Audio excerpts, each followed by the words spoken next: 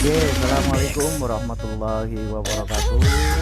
Nah, selanjutnya masuk ke media promosinya. Tentu kalian sudah tidak asing lagi dengan media promosi. Mungkin keseharian kalian melihat di internet dan lain sebagainya, kalian menemukan beberapa iklan produk atau gambar suatu produk yang terpampang di beberapa media.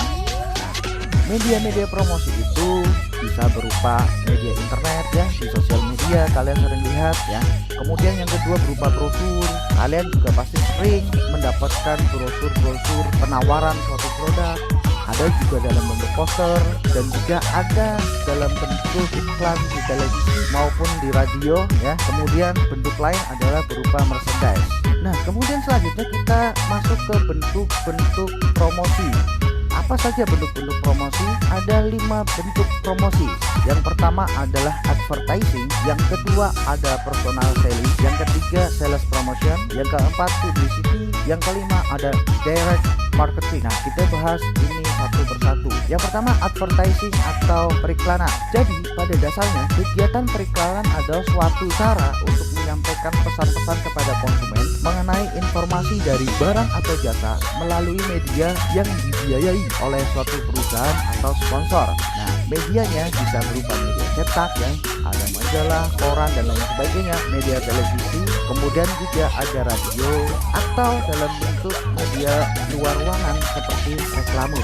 Nah, jenis-jenis advertising atau periklanan secara garis besar ada iklan konsumen. Iklan konsumen adalah jenis iklan yang cakupannya tentang beberapa macam barang yang dipakai oleh para pembeli atau khalayak masyarakat luas. Barang yang diiklankan dalam iklan konsumen bisa berupa barang konsumen seperti bahan makanan, sampo, sabun dan lain sebagainya. Kemudian ada juga bahan tahan lama yang berupa produk yang berwujud seperti rumah, mobil, motor, perhiasan dan lain sebagainya. Kemudian juga ada berupa jasa konsumen, yaitu produk layanan untuk keamanan serta kesejahteraan seperti bank, asuransi, investasi dan lain sebagainya. Yang kedua ada iklan antar bisnis. Iklan antar bisnis adalah jenis iklan yang gunanya untuk mempromosikan barang-barang dan jasa non konsumen. Maksudnya baik pemasar maupun sasaran iklan sama-sama sebuah perusahaan, baik yang mengiklankan maupun sasarannya atau calon konsumennya adalah sama-sama perusahaan, bukanlah seorang pembeli atau individu. Dalam iklan antar bisnis ini, produk barang dan jasa yang diiklankan harus diolah atau sesuai unsur-unsur produksi. Contohnya adalah pengiklanan mengenai bahan baku atau bahan mentah, atau iklan komponen, cadang dan aksesoris fasilitas pabrik, mesin dan lain sebagainya, serta mungkin jasa-jasa seperti asuransi dan lain sebagainya. Kemudian yang ketiga ada iklan perdagangan. Iklan perdagangan adalah jenis iklan yang gunanya memberikan informasi khusus pada para pedagang seputar barang-barang yang tersedia untuk dijual kembali. Caranya dengan mengingatkan para pedagang mengenai merek yang berkualitas dan terkenal, memperkenalkan produk baru, bisa juga dengan membantu para pengecer menjual barang-barang tersebut.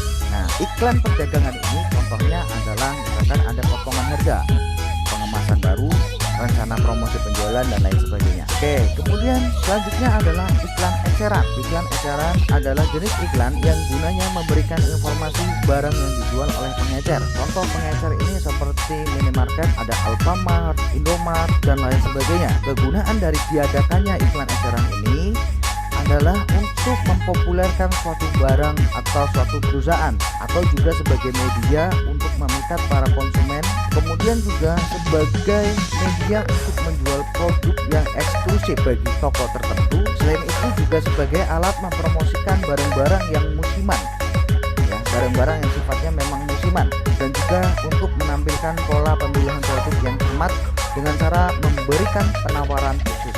Kemudian ada iklan bersama. Iklan bersama adalah iklan yang diberikan oleh pihak perusahaan kepada para penjual eceran untuk membantu usaha penjualan pengeceran tersebut. Nah, cara beriklan seperti ini biasanya sering disebut dengan istilah kerjasama iklan secara vertikal. Contohnya dari iklan ini seperti pemakaian logo, pembiayaan bersama, pemasokan catwalk dan lain sebagainya. Kemudian ada iklan keuangan. Iklan keuangan adalah iklan yang tujuannya untuk menghimpun dana pinjaman atau menawarkan modal. Wujudnya berupa asuransi, penjualan saham, surat obligasi, surat hutang, dan dana pensiun. Iklan keuangan ini juga bisa berbentuk sederhana, seperti pengumuman atau laporan keuangan dari suatu perusahaan kepada khalayak masyarakat luas yang tujuannya menunjukkan betapa solidnya keuangan yang bersangkutan. Kemudian yang terakhir ada iklan rekrutmen, adalah iklan yang tujuannya untuk merekrut calon karyawan atau pegawai yang umumnya berbentuk iklan kolom yang menjanjikan kerahasiaan pelamar atau iklan di lembaran biasa. Nah, kemudian yang kedua ada personal selling.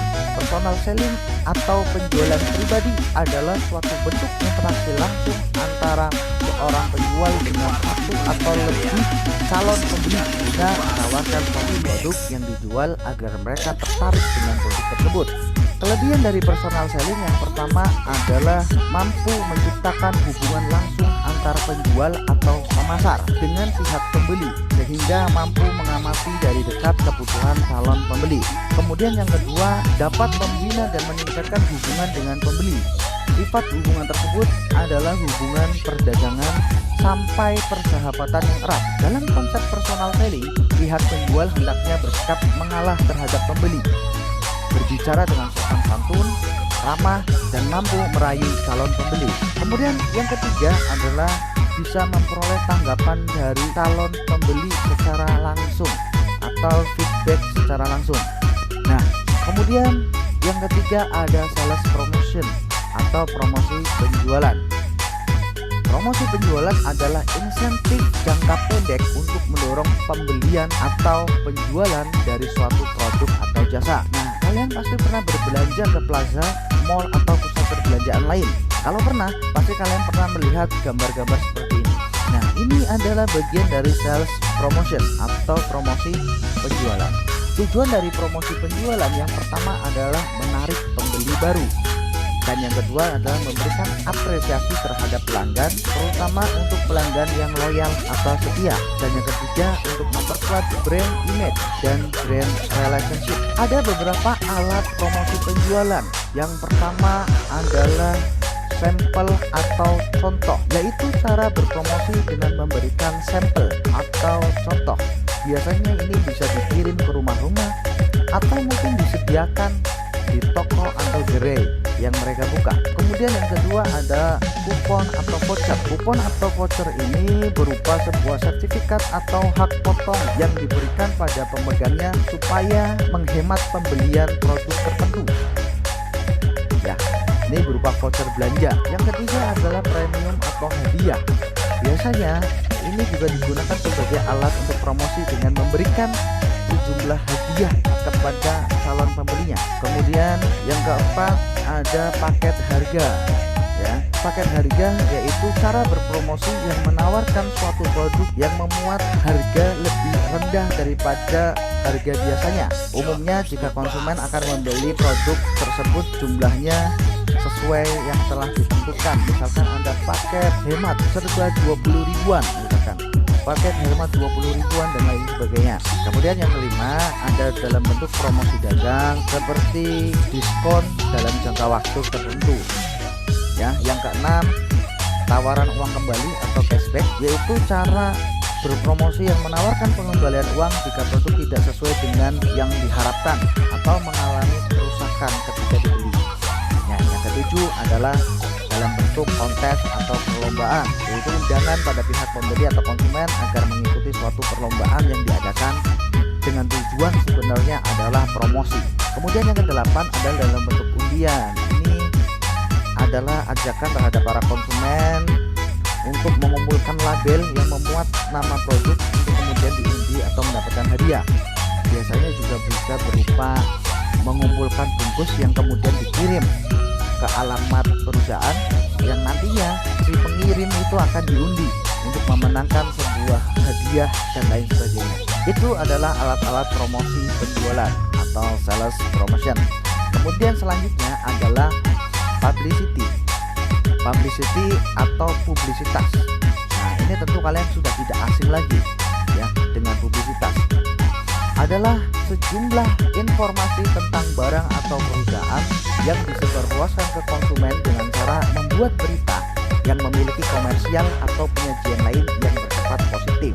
Nah, bentuk-bentuk publicity yang pertama ada berita rutin. Berita rutin ini biasanya berupa konferensi atau pertemuan-pertemuan, pelatihan-pelatihan, atau juga terkait dengan pengumuman. Kemudian yang kedua ada terkait dengan artikel panjang yang terbuat mungkin dari dalam koran ataupun media-media lain seperti majalah dan lain sebagainya. Dan yang terakhir adalah direct marketing atau pemasaran langsung. Direct marketing merupakan sistem marketing organisasi yang berkomunikasi secara langsung dengan target customer untuk menghasilkan respon atau transaksi. Nah, media direct marketing atau pemasaran secara langsung itu bisa berupa direct mail, berupa email secara langsung. Mungkin kalian pernah mendapatkan sebuah email yang isinya adalah promosi sebuah produk. Kemudian yang kedua adalah ini yang sering kita jumpai juga dalam bentuk katalog. Katalog biasa dipakai oleh perusahaan dalam direct marketing, bahkan ada yang sepenuhnya terkandung pada katalog. Kemudian ini yang lebih sering lagi kita jumpai adalah broadcast media.